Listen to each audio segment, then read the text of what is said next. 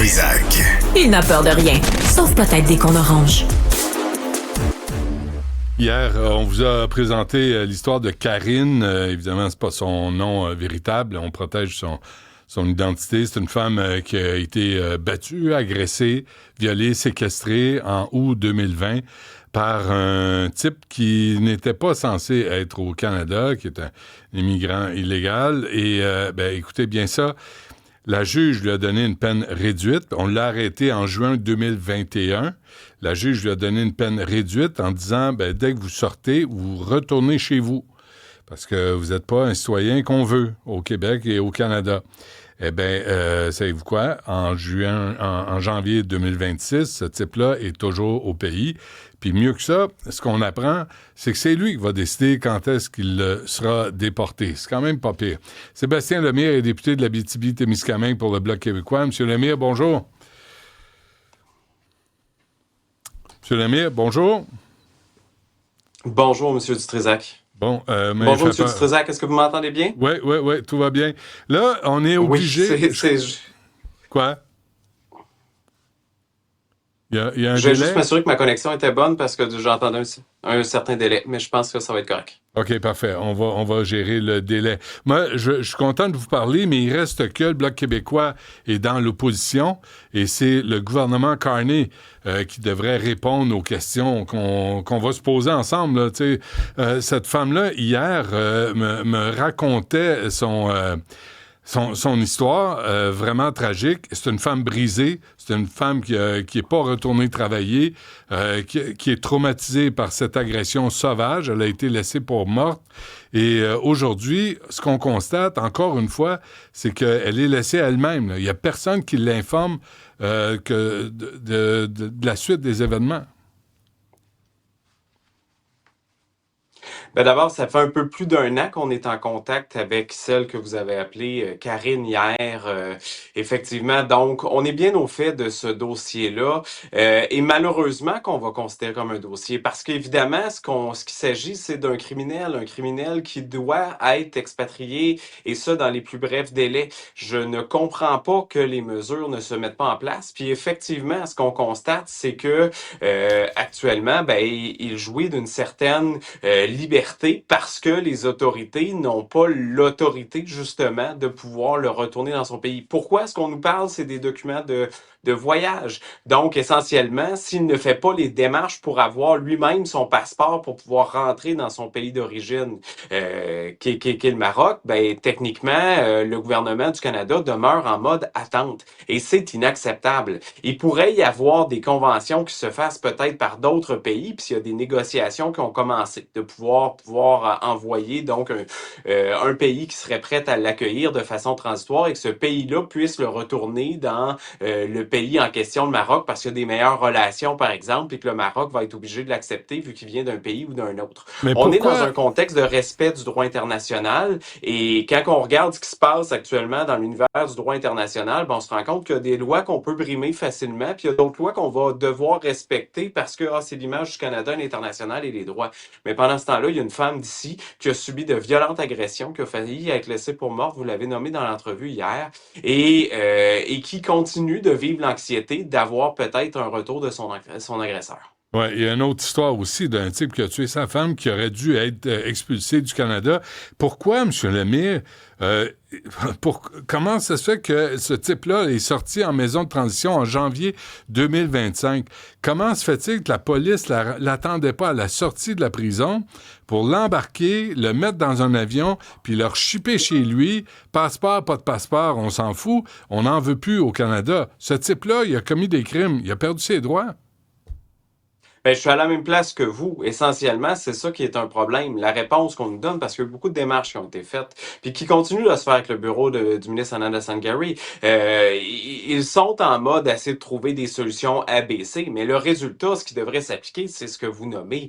Parce que pendant un certain temps, pendant qu'il était gardé dans une prison dans laquelle il pouvait sortir le jour, mais il devait se rapporter, évidemment, que Karine avait des liens avec la police, police et à chaque jour, lui devait se rapporter. Donc, s'il respectait pas le couvre-feu, les autorités s'assuraient de protéger Karine.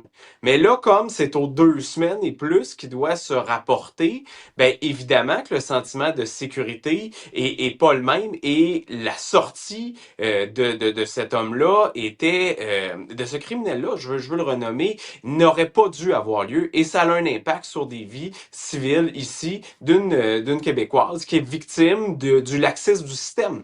Et moi, l'histoire des documents de voyage est inacceptable. Là. Effectivement, au pire, il sera dans les... Pourquoi, M. Lemay, on ne l'identifie pas, ce type-là? Parce que je pense qu'il faut l'identifier. Moi, je l'ai pas, son identité. Il a été identifié dans certains cas. Là, son nom sous les yeux, je l'ai pas actuellement, mais il y a eu des reportages dans lesquels son nom a été fait. Celle que vous avez nommée Karine hier a fait une sortie dans laquelle exaspéré de la lenteur pendant qu'il était en prison, en craignant le moment où il allait sortir de prison comme ça, elle a pu faire une déclaration en prenant tout le courage qu'elle a pour que les choses changent. Donc oui, elle a rendu public son identité. Moi, j'ai fait une entrevue semblable avec aussi sur vos ondes il y a près d'un an de ça, et les choses n'ont pas changé. Donc, tu sais, l'urgence d'agir dans le système et de prévenir, puis après ça, c'est tous les gens aussi dont on sent que les systèmes de sécurité ont perdu la trace de ressortissants étrangers. Il y a beaucoup de questionnements que ça amène. Qui expulse, M. Lemire, les immigrants criminalisés? Là, est-ce que c'est l'Agence des services frontaliers du Canada?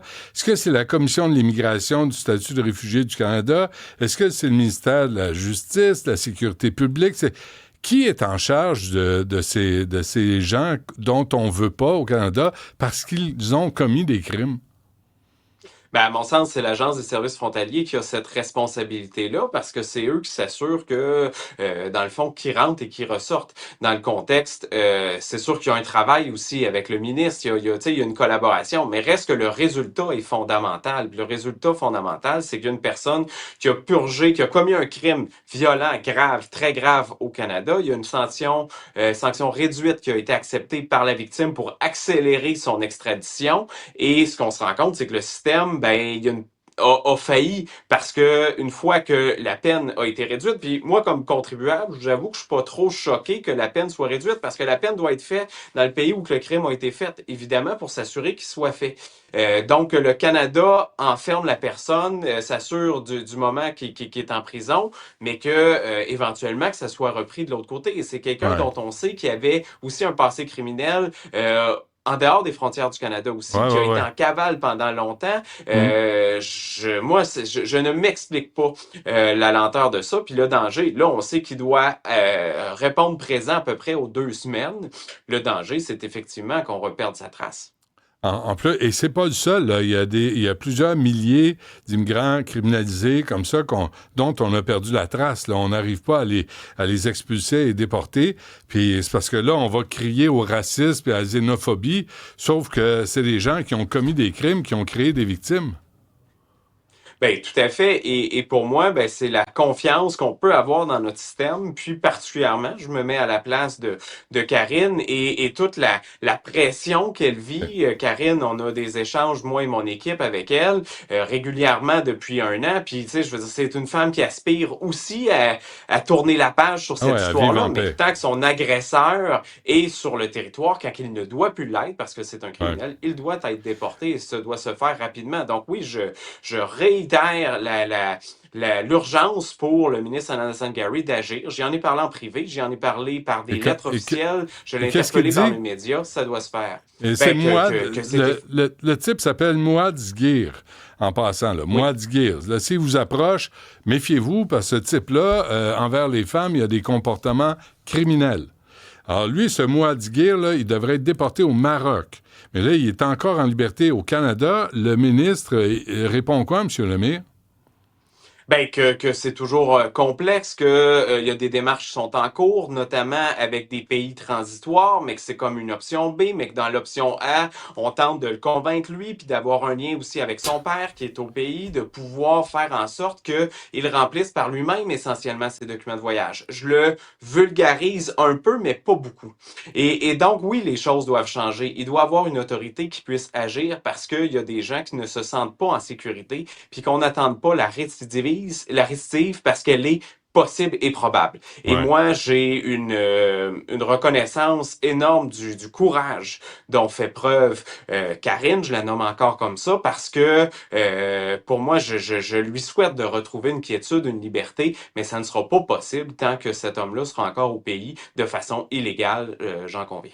Parfait. On reste en contact, M. Lemire, là, sur cette histoire, parce que c'est aberrant. Tu sais, il aurait dû avoir des policiers à la sortie, l'embarquer dans l'avion, puis dire, tu reviens plus, là. Toi, ta face, moi, Diguire, on veut plus te voir ici au Canada ou au Québec. C'est ce que tout le monde s'attendait et c'est pas ce qui est arrivé. Et comme je vous dis, moi j'ai fait une entrevue sur Cube il y a un an. Et Colin, la situation était claire à ce moment-là, puis on se rend compte que non, elle ne l'est toujours pas. Puis effectivement, il y a un risque Ouais, sur la sécurité des gens, de victimes potentielles innocentes, comme effectivement de Mme Karine. Et ça, ouais. ben, pour moi, c'est inacceptable dans un pays comme le nôtre. Parce qu'on en a, nous, des criminels, là, on n'a pas besoin d'en importer, là, c'est correct, on va gérer ceux qui sont ici, mais ceux qui n'ont pas l'affaire ici, il faut les retourner. Sébastien Lemire du Bloc québécois, merci. À la prochaine. Merci à vous.